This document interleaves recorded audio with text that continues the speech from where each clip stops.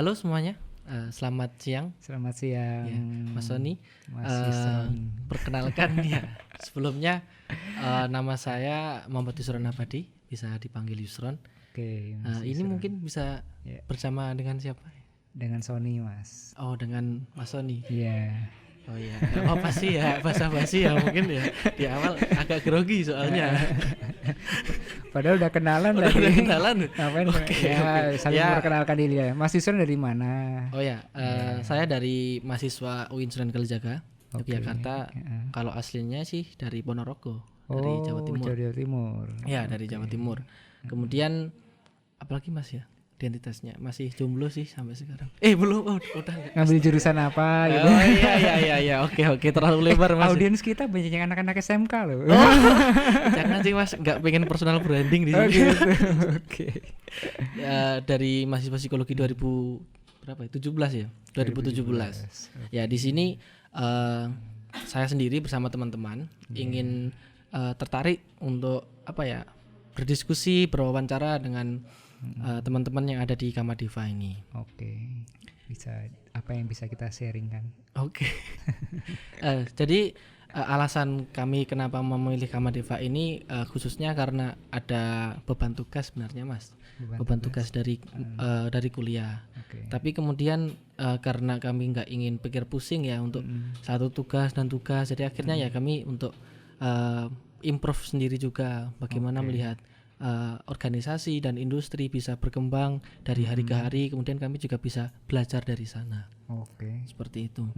Nah, untuk Kamadeva sendiri ini boleh tahu sudah berdiri sejak sejak 2 tahun kapan Mas ya? Tahun kapan? Kalau kita start awal pertama kali jadi Kamadeva itu 2004 Mas. Oh 2004. Ya sudah lama ya. Jadi udah berapa tahun? 16 tahun. 16 tahun itu Ya, perjalanan itu panjang. Tapi ya kita nggak selalu ada gitu ya. Jadi dari dulu itu kita 2004 kita running, terus 2007 sempat off. Ya 2007 sempat off, lalu 2010 running lagi, 2013 off gitu. Lalu baru kita start lagi itu terakhir yang chapter 3-nya itu. chapter ketiganya. Itu tahun 2015. 2015 sampai sekarang ya.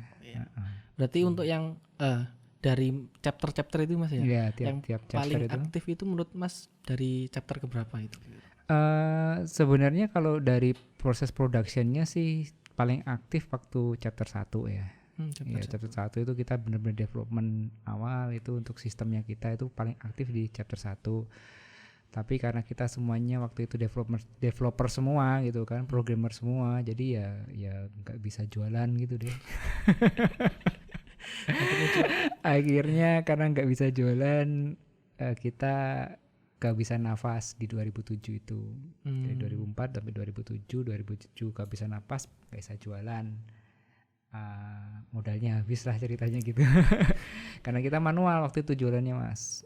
Jadi kita door to door, ketok pintu, presentasi sana sini kayak gitu.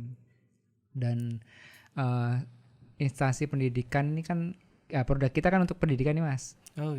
Sistem manajemen untuk sekolah gitu kan, sistem informasi manajemen untuk sekolah. Itu sekolah untuk responsnya itu nggak cepet gitu loh. Mereka butuh waktu lama untuk memutuskan akhirnya oke, saya akan mengadopsi teknologi di internal lingkungan sekolah saya. Itu nunggunya aja lama gitu kan. Ini kadang cuma di PHP juga gitu kan.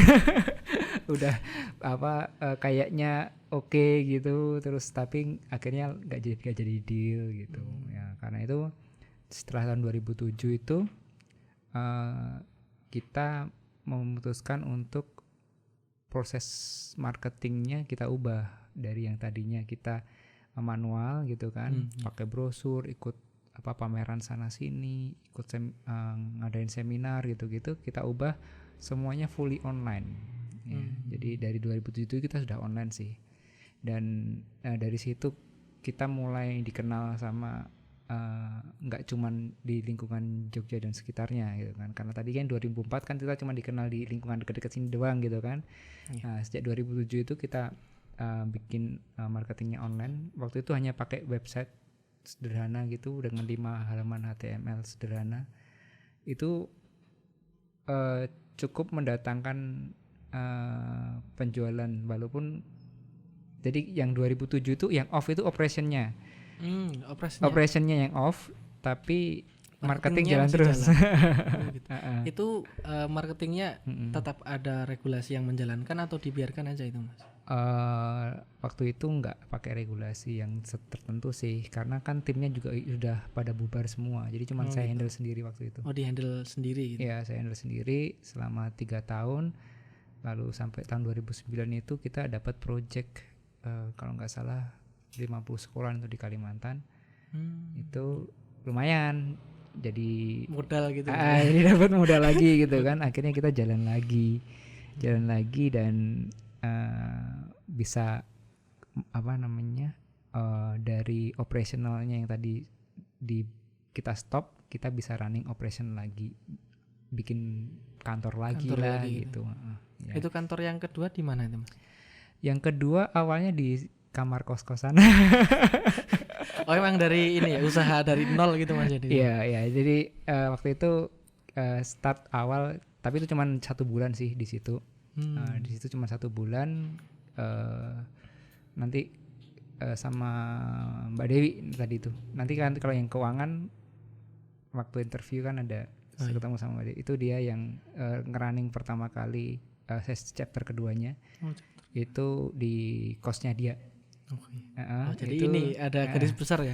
Anak-anak kos itu nggak bisa dipandang sebelah mata ya. Usaha kan bisa dari kos juga. Iya, dan waktu itu kita cuman karena semuanya online ya, jadi kita cuman butuh pakai modem aja, koneksi gitu, koneksi internet gitu, dan pakai laptop. Waktu itu terus kita hire karyawan kita yang pertama.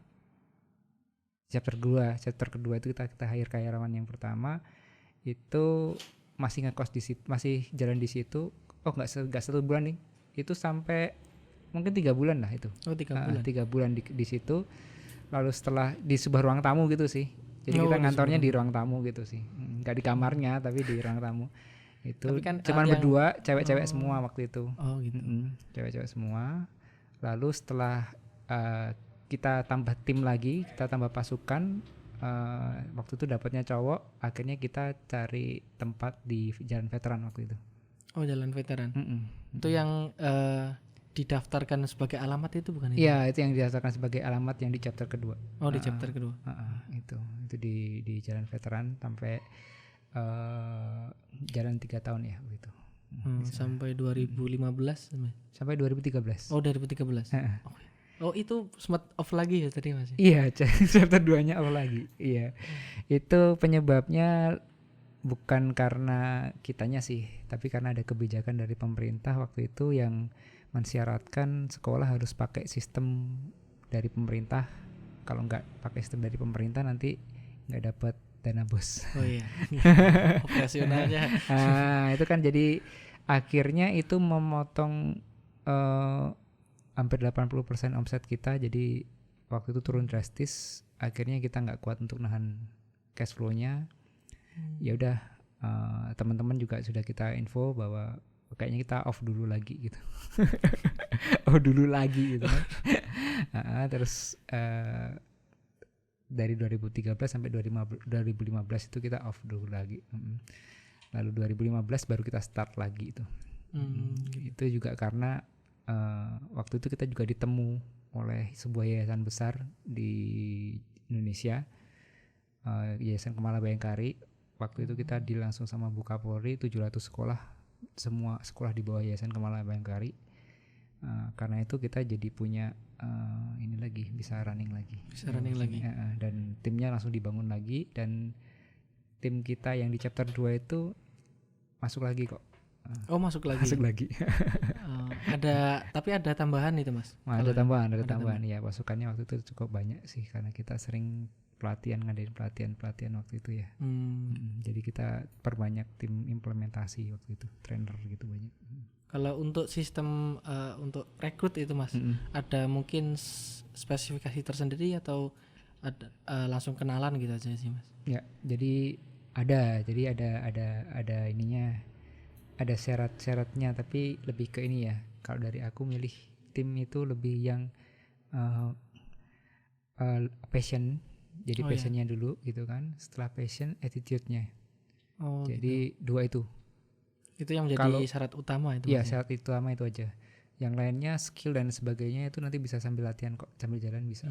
Kalau gitu. dua itu udah dari attitude udah bagus gitu ya. Terus dia udah punya passion memang di dunia ini, di dunia di dunia startup pendidikan gitu kan. Kan kita selalu bilang sama teman-teman bahwa Kamadiva itu startup loh gitu kan. Perusahaan bukan perusahaan gede yang sudah fix rules apapun pasti rulesnya gitu ya. Jadi kita bisa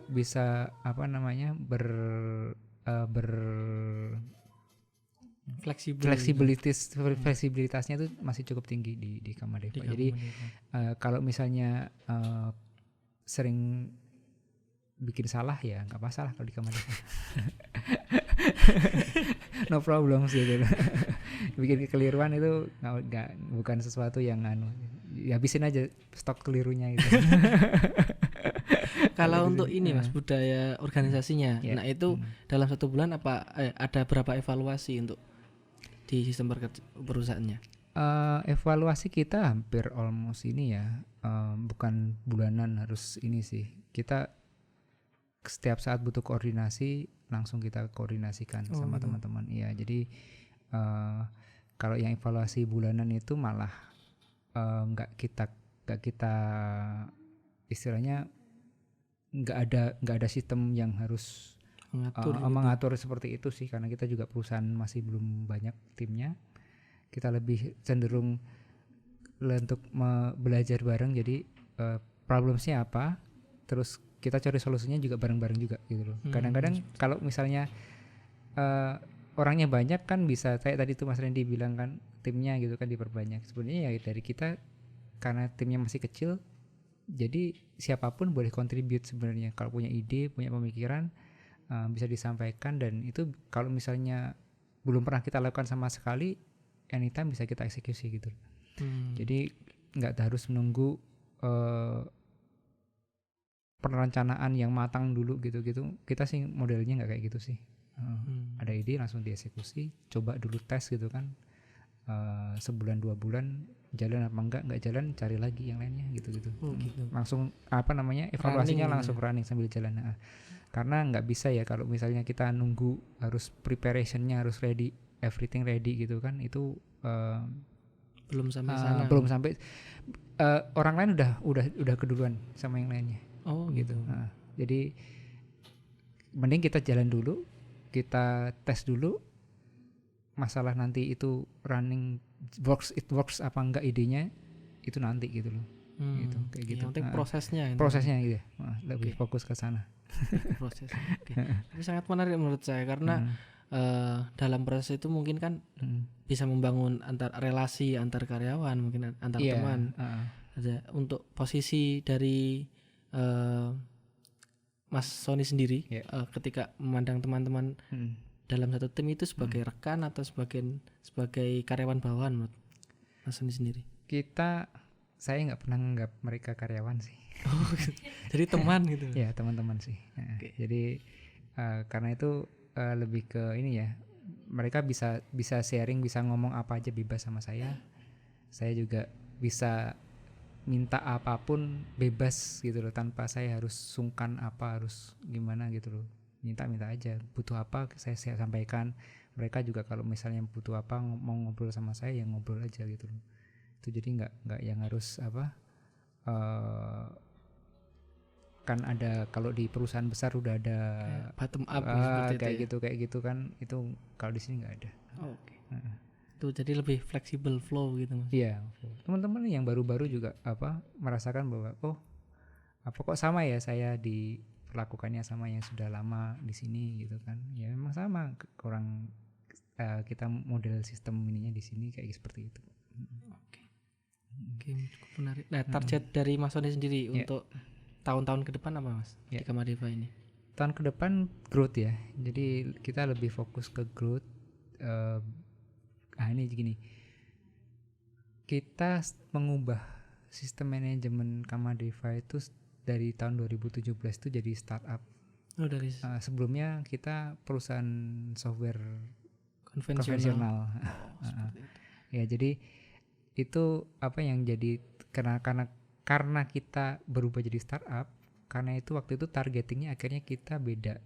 Kalau dulu kan sebagai perusahaan biasa ya targetnya kan standar ya, perusahaan kan pasti ada target untuk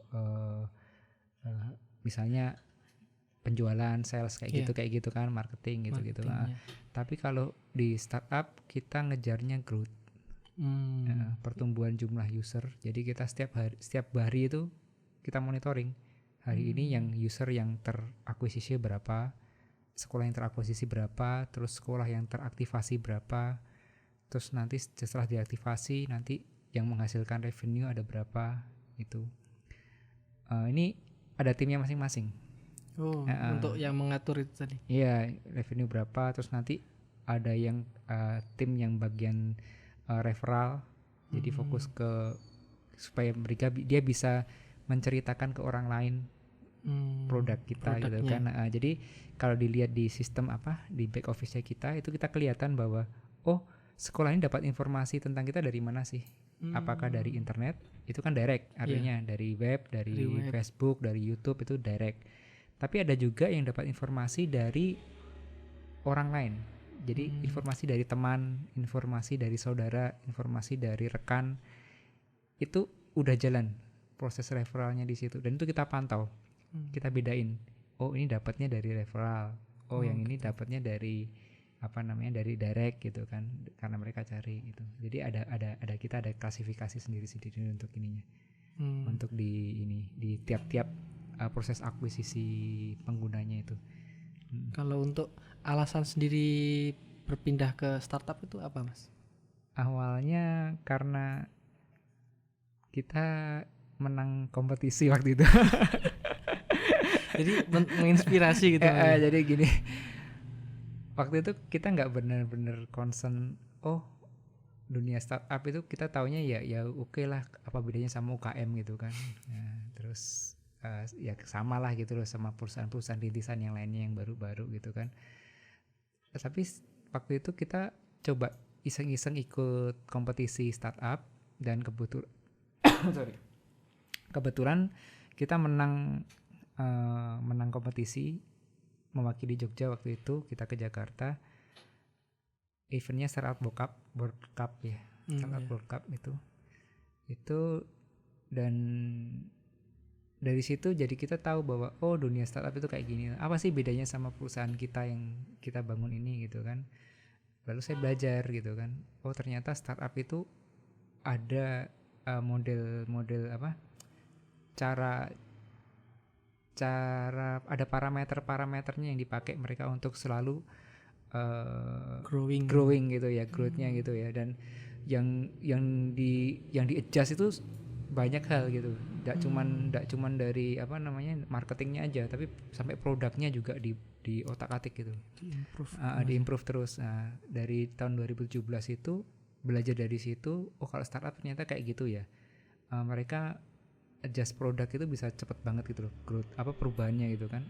Akhirnya kita coba produk kita banyak penyesuaian waktu itu, dari 2017 sampai 2019, 2 tahun itu macam-macam. Bikin kayak gini, dimodif kayak gitu, ditambahin fitur ini, dikurangin di ini gitu sampai sekarang sebenarnya gitu kan. Sampai sekarang, tapi sekarang sudah agak steady sih, karena sudah mulai menemukan bentuknya gitu kan. Itu. Tapi penambahan fitur tetap ada. Jadi kita improve untuk penambahan fitur-fitur tetap ada gitu. Dan itu yang membedakan perusahaan startup dengan perusahaan lainnya. Perusahaan lainnya biasanya perlu riset panjang untuk menentukan bahwa saya harus akan melakukan ini, melakukan itu gitu kan. Mereka harus benar-benar preparation, benar-benar ada data dulu kemudian baru kayak gitu kan. Kalau kita di startup kelamaan kalau seperti itu. Mending kita bikin dulu, tes aja, dilempar gitu kan. Gak cocok, cabut, modifikasi, lempar lagi gitu. Berarti runningnya itu cepet, Mas ya? Cepet banget, perubahannya cepet banget. Kalau untuk dampaknya atau efeknya sendiri dari perubahan ke startup menurut Mas Sony apa itu Mas? Efeknya memang ada ya, jadi terutama waktu itu tim saya yang lama itu mereka ada agak gonjang-ganjing waktu Kewalahan itu. mungkin. Kewalahan karena mereka tadinya udah nyaman gitu loh gitu. dengan sistem yang lama, udah nyaman, udah jalan, tiba-tiba kok diotak-atik gitu kan. Kayak orang ya siapapun lah, manusia kan kecenderungannya kalau sudah merasa nyaman mereka akan ada resistensi lah kalau ada dengan perubahan gitu kan. Dan itu apalagi perubahannya sering banget gitu kan.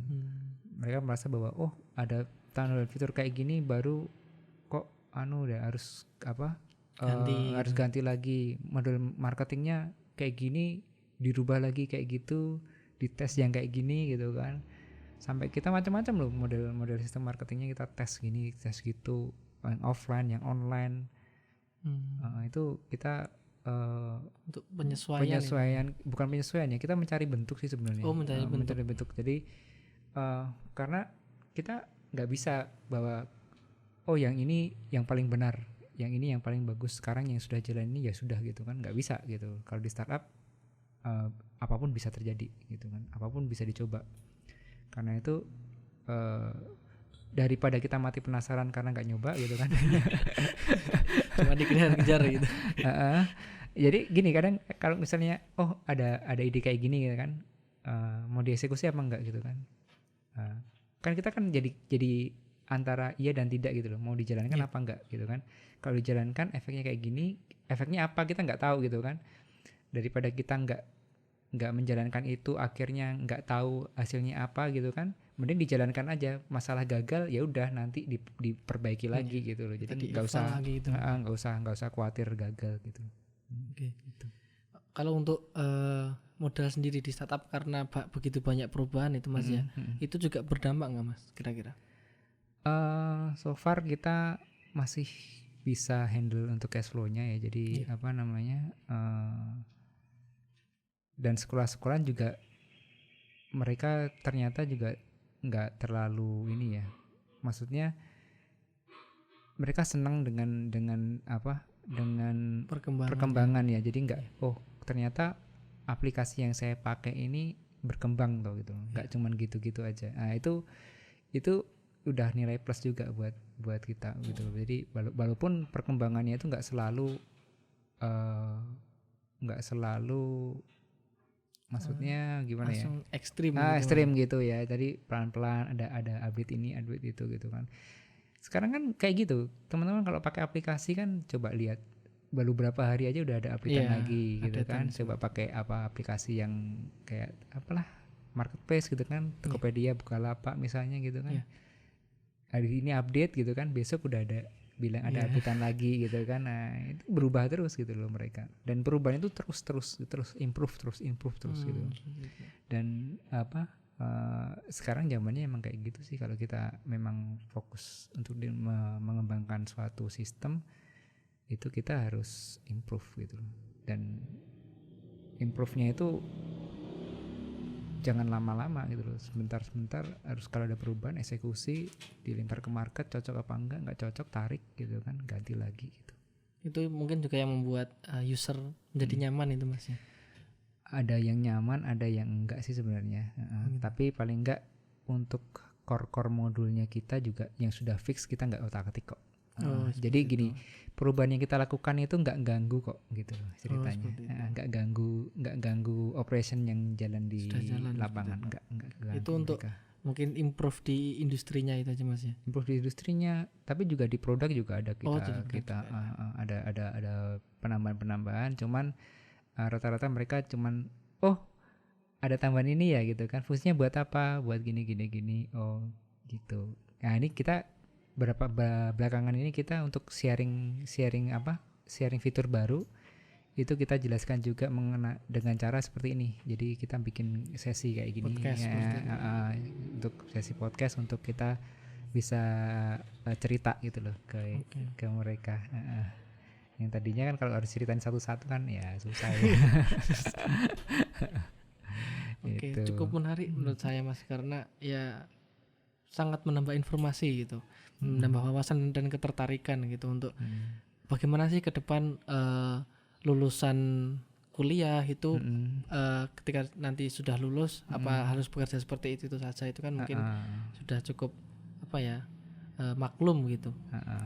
Kalau untuk ini Mas, di berarti kan yang jadi syarat utama kan 2 tadi. Berarti untuk syarat lulus apa saja itu nggak ada berarti Mas ya di spesifikasi? Ada. Jadi kenapa kita kadang ada ngambil basic ya, basic. Jadi nggak kita ada, jadi kayak Mas Randy itu dia emang desain, jadi akhirnya dia sudah punya background itu gitu loh. Artinya secara art itu udah ada lah gitu ya. Itu, dan kayak Mbak Putri ini yang implementasi itu dia juga udah ada background IT-nya gitu kan. Lalu kalau Mas Zaki ini kebetulan backgroundnya waktu itu matematika, tapi dia seneng ada passion di marketing. Akhirnya waktu kita tes waktu itu dia bisa membawakan sih waktu itu. Jadi kita tesnya unik kok, nggak kayak perusahaan-perusahaan lain. Nanti kalau pengen nyoba siapa tahu di Kamadeva. Itu kita ada tesnya, di sini ada tesnya, terus nanti ada interviewnya juga gitu. Dan nanti kita akan pilih yang paling sesuai dengan kebutuhan gitu. Kalau untuk target sendiri Mas dalam 5 tahun ke depan, apa yang Mas Sony harapkan di perkembangan Kamadeva? Target 5 tahun ke depan itu adalah ini ya, kita team building ya, yang pertama kali aku lebih fokus ke teman-teman untuk mempersiapkan teman-teman untuk bisa handling banyak klien, lebih banyak lagi gitu. Dan juga produk kita juga nanti penetrasinya ke market juga lebih lagi ya, dan lebih banyak dikenal gitu. Lalu sama tingkat kesuksesan implementasi sih. Itu lebih ke ini ya, lebih ke supaya gini, kalau misalnya implementasinya tadi itu bisa berjalan dengan baik di sekolahan, di instansi pendidikan ya, itu manfaat yang mereka rasakan itu bisa benar-benar terasa ya, dan menciptakan juga produk yang benar-benar bisa market fit. Market fit. Itu lebih ke sana sih. Jadi 5 tahun nanti harapannya sih ya udah semakin banyak ya yang ini, dan semakin matang juga produknya, dan harapannya sih kita bisa sampai kewalahan untuk aktivasi gitu. Oke, siap. Wah, keren juga sih Mas. Nah, mungkin cukup yang kami tanyakan. Mungkin Mas Sony ada undang-undang boleh sih mau ditanyakan. Oh iya, jadi tadi saya penasaran gitu loh. Sebenarnya ini dalam rangka kan tugas tadi itu dari kampus gitu ya. Itu tentang apa yang mau dibuat itu? Detail apa gitu yang mau gitu. Ini kalau secara siapa tahu bisa bantuin kita juga untuk meng-capture apa yang dari sisi kami. Oke. Secara detailnya ya kami ditugaskan untuk ini sih, melihat bagaimana perkembangan industri yang ada di Indonesia saat ini. Jadi teman-teman juga kan ini kelompokan, ada yang ini yang di perusahaan rumah makan, kemudian ada yang berbeda-beda. Di ketika nanti sudah berjalan, kami juga ditugaskan untuk berbagi sharing. Kira-kira nanti dari perusahaan yang di sana membutuhkan apa kira-kira nanti, seperti mungkin team buildingnya, kemudian mungkin improve di team buildingnya, kemudian improve di motivasinya dan lain sebagainya. Nah itu yang menjadi feedback kami ketika nanti sudah berjalan seperti itu. Oh iya, bagus itu, bisa improve ini ya. Apa aja yang kira-kira bisa kalau misalnya gini, kita butuh butuh kayak tadi tuh team building gitu kan Iya. misalnya. Itu apa ininya? Usulannya atau apa nanti diusulkan gitu ceritanya Iya, gitu nanti kan. kami teman-teman kan ketika nanti sudah selesai mengambil sesi wawancara, interview, kemudian nanti kami juga akan berunding gitu kira-kira model team building yang seperti apa yang cocok untuk perusahaan ini seperti itu. Oh gitu. Nanti kami usulkan ketika nanti juga dari rekomendasi kami juga bisa ditanggapi mau dipakai atau tidak, nanti juga kebijakan dari perusahaan seperti itu. Oh Mas. gitu ya. Boleh. Ya, Soalnya, kami juga tapi juga masih belajar sih Mas. sama. Ya kita juga belajar gitu loh. Dan kalau menurut aku sih kalau kita berhenti belajar itu malah nggak bagus gitu loh. Jadi tetap harus belajar terus. Harus Aku aja juga penasaran masih gitu, Mas, ya. aku juga masih banyak kurangnya gitu kan. Gitu. Jadi masih sering bikin salah. Ya ngomong masih muda sih Mas. Iya. Banyak salah nggak apa-apa. Dibanyak-banyakin aja.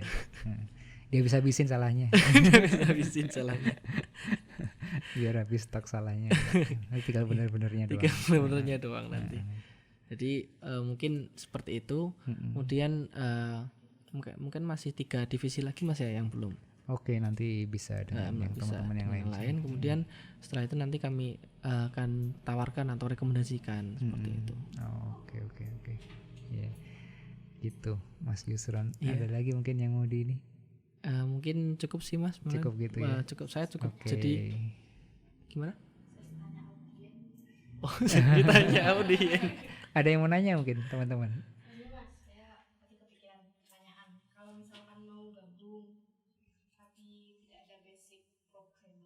Oke.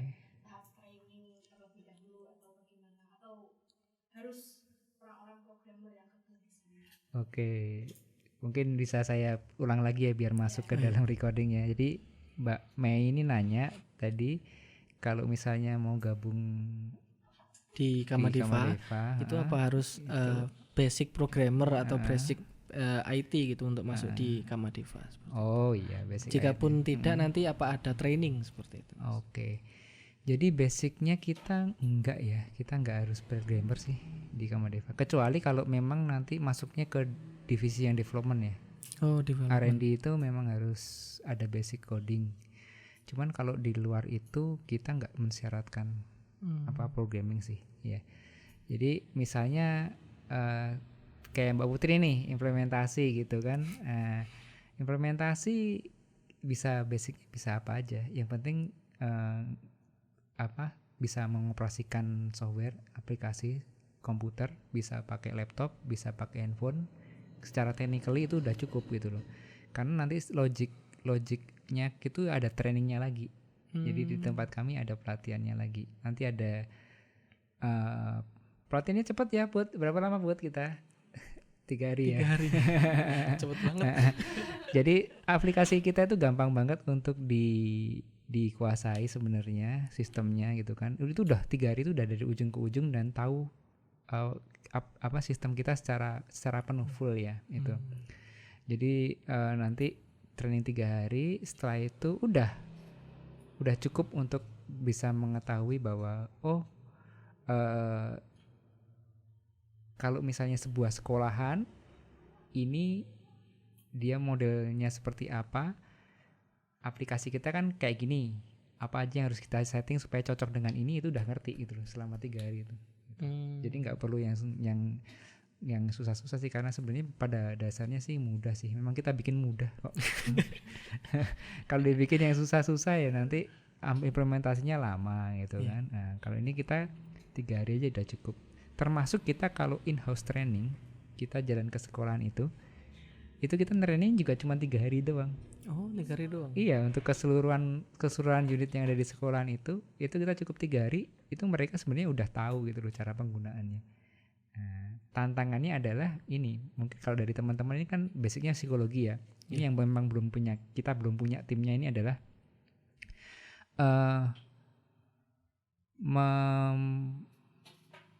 memastikan proses implementasinya itu berjalan, karena ini kaitannya dengan manusia. Iya.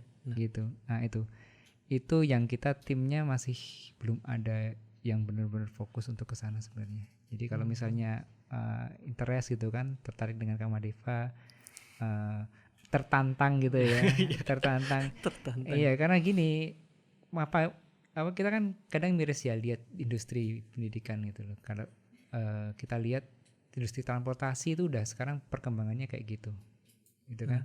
Udah online, mereka udah bisa merasakan kenyamanannya kalau pakai aplikasi gitu kan.